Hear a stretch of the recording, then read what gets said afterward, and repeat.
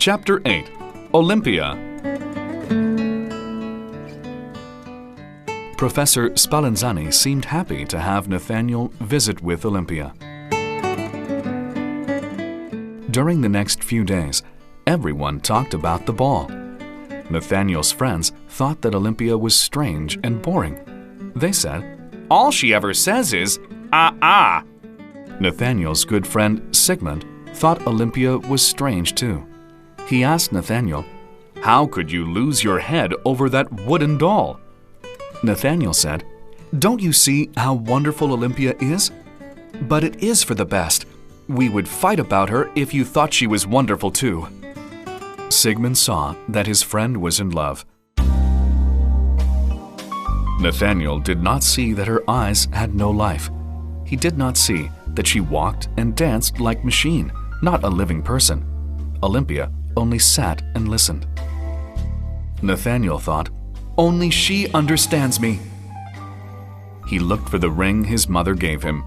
He wanted to give it to Olympia to show his love to her. When he found the ring, Nathaniel ran across the street to Olympia. While on the stairs, he heard pushing and knocking on the door.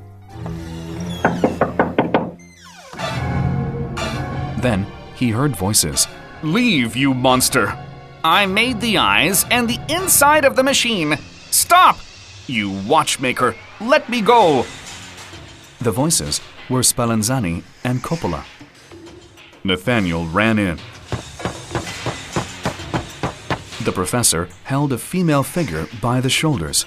Coppola held her by the feet. They were both pulling her as they fought over her.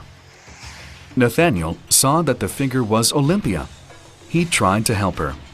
Coppola pulled her away suddenly and threw her over his shoulder. Then he turned and laughed before running away. Nathaniel then saw that Olympia's white face had no eyes. Spallanzani had fallen to the floor. There were small pieces of glass all around him. He shouted, "After him!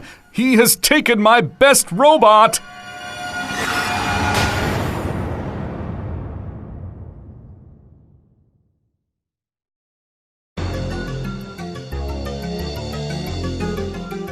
Chapter 9. The Wooden Doll. When Nathaniel heard that his love was a robot, he grabbed the professor by the throat. He would have killed him if his friends had not come. They held his arms. Nathaniel began to scream. "Spin round, wooden doll!" He tried to push and hit everyone around him. His friends threw him to the floor to hold him. Someone said, "Call a doctor! Nathaniel needs to be taken away!"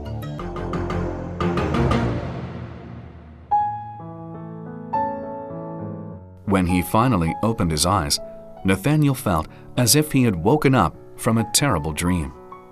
Clara was next to him. She said, "At last, your terrible illness is over. You are mine again." His mother and Lothair were with him as well. All three of them took care of Nathaniel. In this way, Nathaniel rested and got better. He and Clara decided to get married. Nathaniel told his mother, "She is my love, who has made my life right again."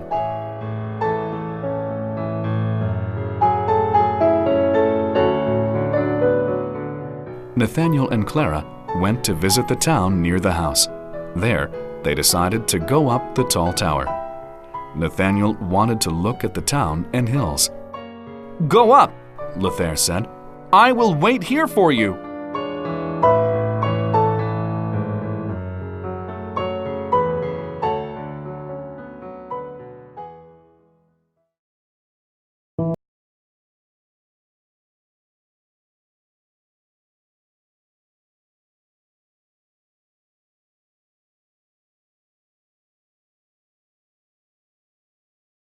As they were looking around, Clara said, "Look at that strange little gray bush.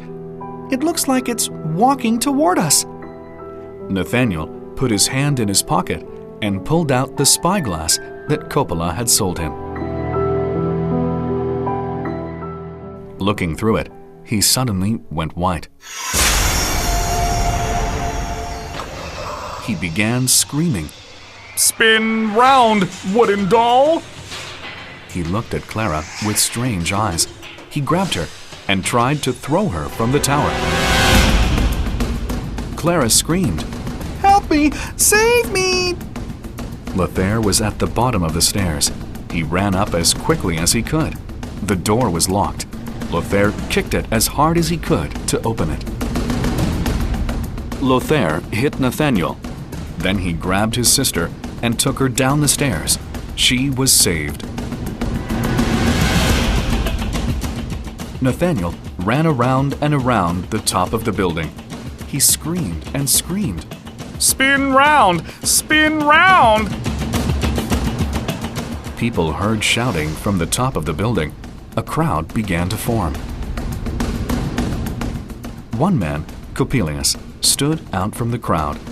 He stood at the bottom of the tower, looking up.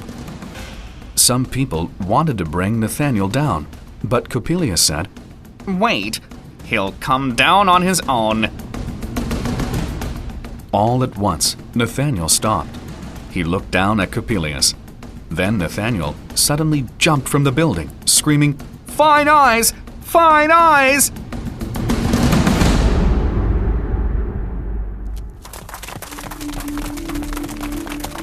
The people ran to the body on the ground. They found that Nathaniel was dead. Coppelius walked calmly away from the crowd of people. He was never seen again.